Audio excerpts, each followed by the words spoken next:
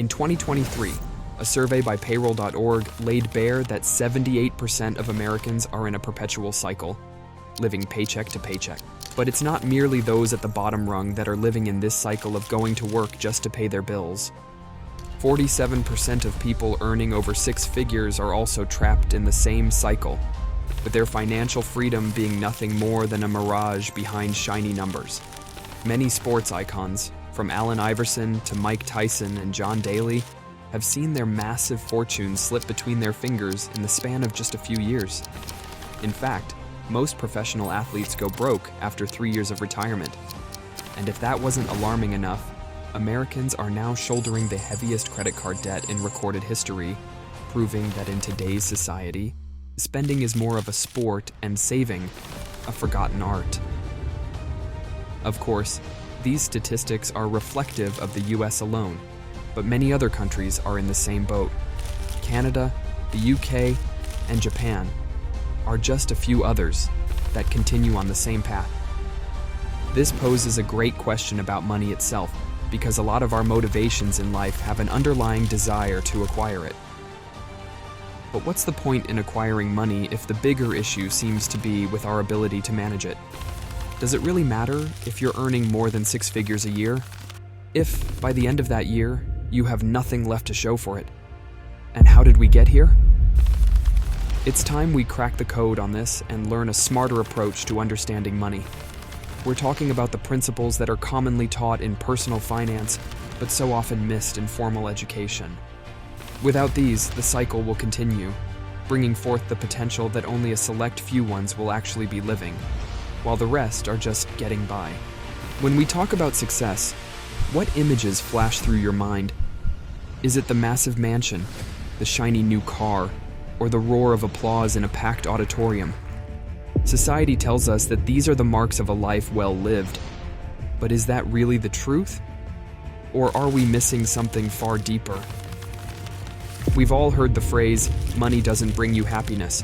To an extent, we know it to be true, yet we continue chasing money regardless of this sentiment. We live in a world where wealth and status are not just desired, they're chased after with relentless ambition. Our very worth is tied to the next promotion, the latest gadget, or the number of zeros in our bank accounts. The further we get into this mindset, the greater the dissatisfaction we seem to experience. This constant push and pull between making money and spending it to gain social status pulls us deeper each time we spend, because the feeling of acquiring something new lasts for a limited time. Marketers know this all too well. That's why you see companies like Apple coming out with a new edition of their iPhones every year. The iPhone 14 is capable of nearly everything the new iPhone 15 does, yet somehow, we feel like it's already old. Add in social media further pushing this narrative, with influencers constantly promoting new products, driving the latest cars, and flying in their private jets, and you have the recipe that pushes us to spend in situations where many of us should be frugal. Worst of all, this effect eventually hits home. Stress, burnout, and anxiety have quickly become very real consequences for a society being spammed with all the things they don't have but want. This pressure of spending is the same thing that made Mike Tyson lose his $300 million of career earnings. It's also the pressure that led nearly 50% of Americans in 2023 earning over six figures to live paycheck to paycheck. As any wealthy celebrity who has filed for bankruptcy can show us, production means nothing when you have a problem with consumption. So, is it time to rethink our relationship with money? Are we thinking about the rat race correctly? The rat race. This term has become synonymous with a 9-to-5 job. Yet a 9-to-5 job hardly captures the reality of what the rat race really is. This connection completely neglects that many people have careers that they love. They enjoy going to work and have additional passions they can enjoy outside of their day jobs thanks to their salaries. It's completely unfair to villainize a job just because someone else doesn't like theirs. So, what is a better definition of the rat race? The true rat race refers to a competitive and relentless pursuit of success, often characterized by a repetitive and monotonous routine. In this context, individuals may feel like they are constantly striving to keep up with others, chasing after material wealth, social status, or career advancement without much regard for personal fulfillment or well-being. This lifestyle pushes many to live life on the financial brink, where they're just a single paycheck away from hardship, and it feels like money vanishes as soon as it lands in their hands. The heavier their responsibilities weigh, the more precarious the balancing act gets. So regardless of the amount of money a person makes, if they spend more, they are still living in the rat race trying to impress others. This is where Americans and many other citizens of countries burdened with high levels of debt go wrong. They can't balance their consumption with their production in a healthy way. In many ways, we can look at the net worth of an individual as a metric for determining the relationship between consumption and production. So, whether you are a six-figure earner, a millionaire, or the average citizen making around $60,000 per year, your net worth is determined largely by how much you save and assets you own instead of how much money you make.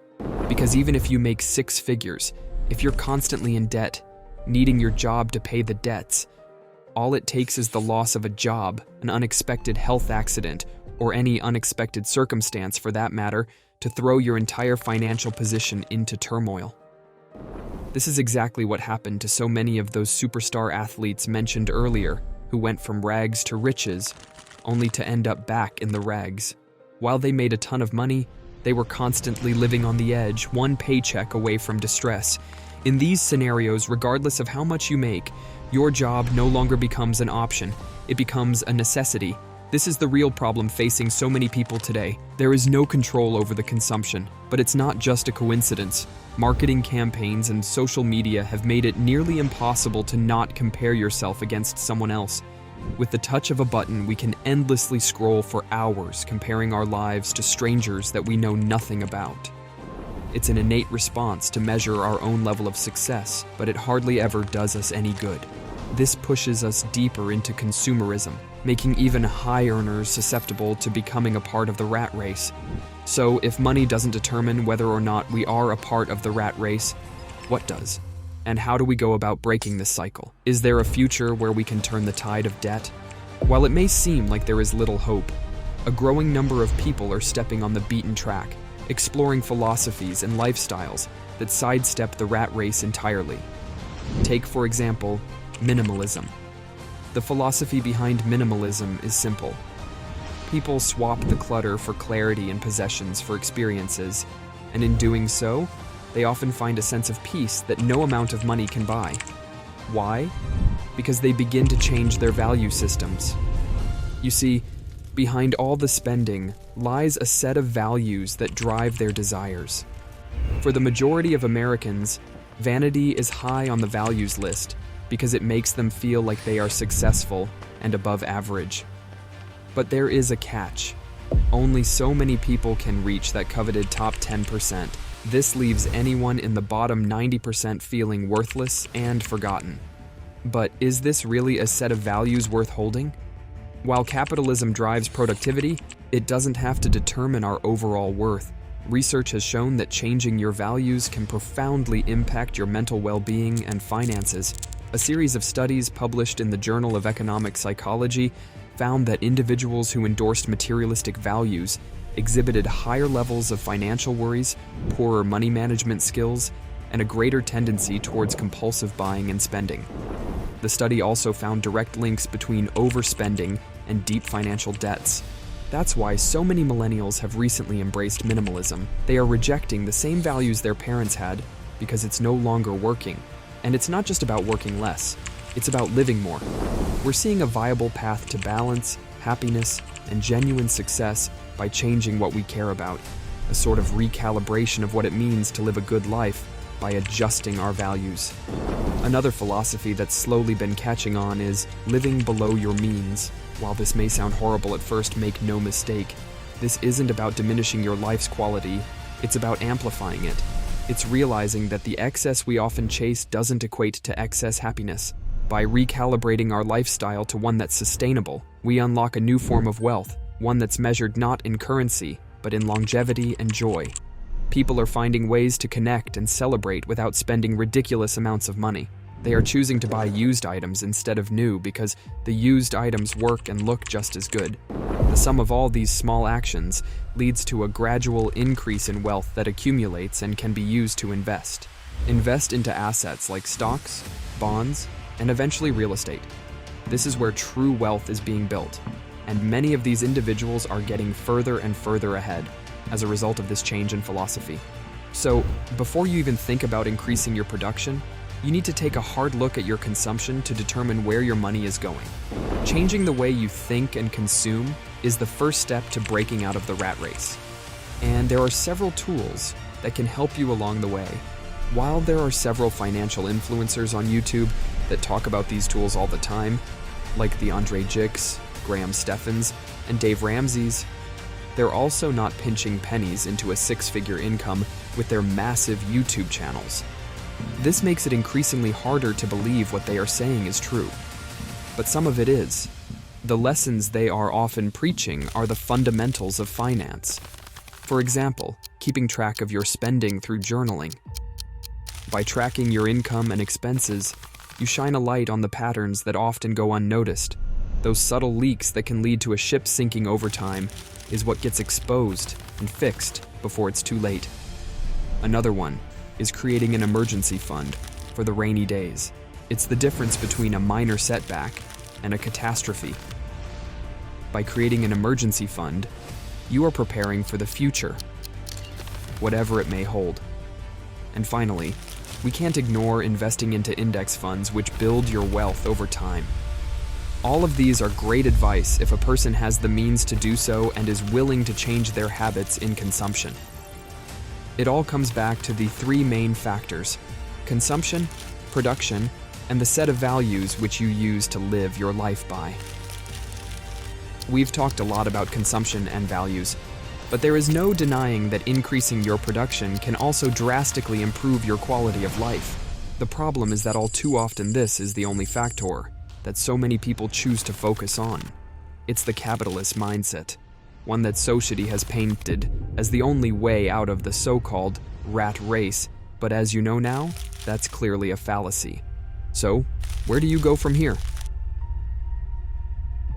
As our journey draws to a close, it's your turn to pause, reflect, and decide which path you will tread. The tools are out there, the knowledge is accessible, and the choice is yours. Will you continue running in circles? Or will you step up the track and carve out a trail that leads to true financial well-being? Take a moment to consider the principles we've explored. Challenge the status quo of consumption, embrace the values that cultivate contentment, and rewire the way you interact with money. Remember, it's not about having more, but making the most of what you have. If you're ready to rewrite your financial story, to turn the tide and swim against the current of consumerism, we're here to guide you. Subscribe to our channel, join our community of thinkers and doers, and start the journey to financial freedom today. And if you enjoyed this video, don't forget to give us that thumbs up so you can see more content that challenges the ordinary. Finally, thank you for watching.